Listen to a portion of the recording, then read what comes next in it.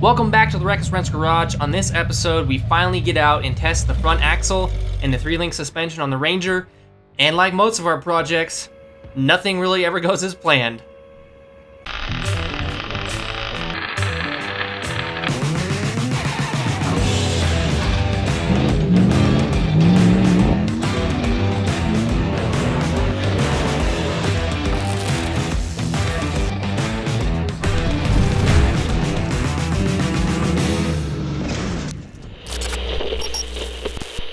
Welcome back to the RecklessWrenchGarage. As you guys saw from that little intro clip, things didn't quite go as planned on the very first shakedown run, or I should call it the attempted shakedown run of the new front end on the Ranger. So on this attempted shakedown run, I didn't get to do as much testing as I had hoped for, but I did get to do a little bit of wheeling in there before I broke the truck.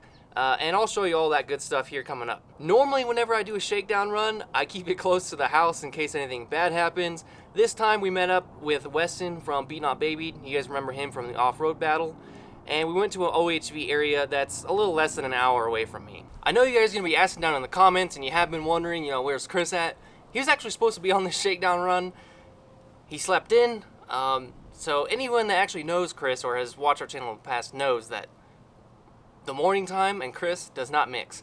So make sure you go in the comments and harass him about not waking up in time to, get in on this failed shakedown run.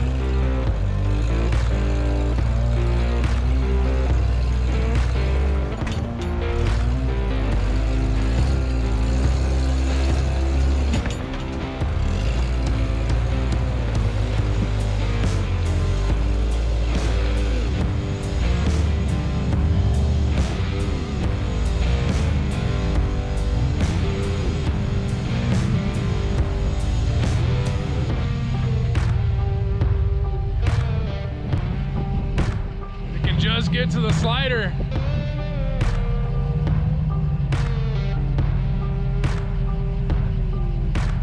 There you go. Perfect. Come through. Come through. Now turn passenger. There you go. Perfect. Perfect.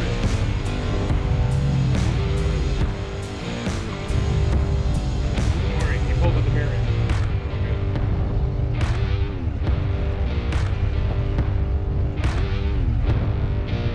Good.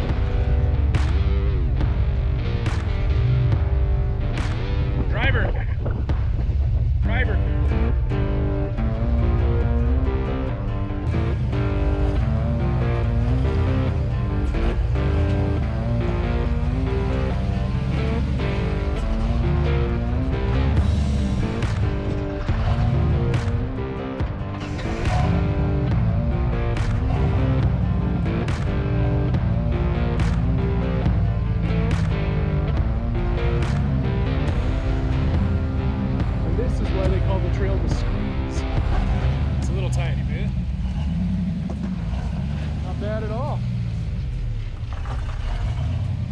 Easy work on a trail that's rated about a 5 out of 10.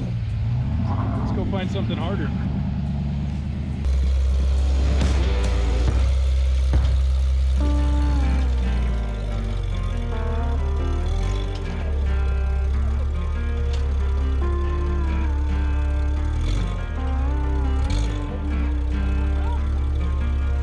I'd say that's a solid 9 out of 10. If you want to get the front off the wall, I'd give you a 10. What's that? So if you get the front tires off the wall, I'll give you a 10. I felt it starting to get by. This next sequence of clips is where I actually broke the truck. There's this little waterfall on the beginning of this trail called Coyote, and you guys will see what happened. The video quality is gonna go down for a minute. This is all stuff from Weston's phone.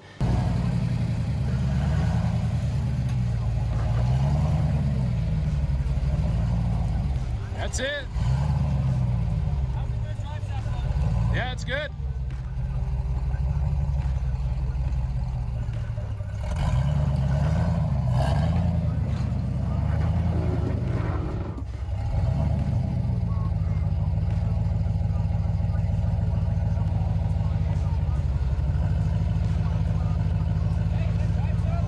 No, you're all right.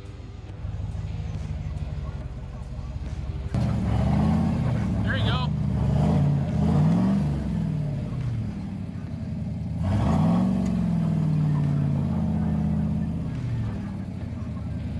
Turn a little more driver as you're working it.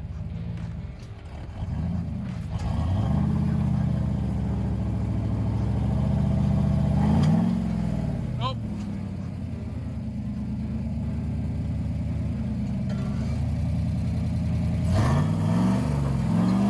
Hey, you got no rear.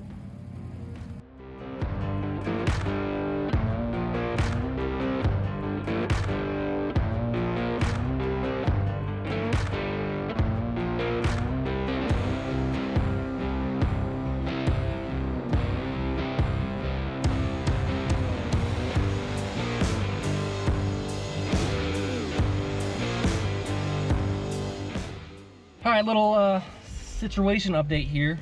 We finally got backed off the little waterfall in that little canyon after like a million little Austin Powers turns. So luckily it's just a short little stint back to the road, and I'll just do it in front wheel drive. Thankfully we got the Atlas transfer case so we could just twin stick it and deactivate the rear totally. And yeah, the front axle, it's gonna get a real good workout today, so we'll see how that goes.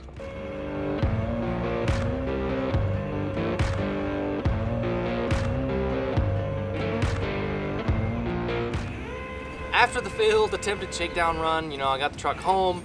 I got the drive shaft repaired at a local shop here, not a big deal. And I also got a spare drive shaft now too, that I had lying around. I had that one repaired, so I have an extra drive shaft to hopefully in the future, you know, if I'm on a trail run or something like that, I'll just be able to swap it out and keep going. A couple other things I know I need to fix after the shakedown run. My passenger side bump stop on the front is living in the same location as the limit strap mount. So I need to move my lower limit strap mount a little bit, and then I have a replacement bump stop pad to put on there and fix that problem. I have a leak out of the differential seal on the front end. So it wasn't leaking at all during the shakedown or after, but a couple weeks later, I'm getting this little puddle developing in the driveway.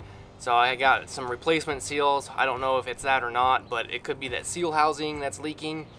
So I'm gonna need to pull apart the axles, take out the third member, and then look at that seal and address that issue. Another issue I need to address is the idle air control. So you guys noticed when I was in that little canyon called Squeeze, the truck was dying like nonstop. At first I thought it was just me and my clutch control issues, but it really wasn't. It actually just started dying all on its own when I wasn't even working the clutch, and it was having a hard time maintaining it itself and running. I troubleshot that. That is the idle air valve, so I need to swap that guy out, and hopefully that will fix that issue. Otherwise, everything on the front end did really well. I actually drove exclusively in front wheel drive for, you know, like 10 miles or so, and it worked great.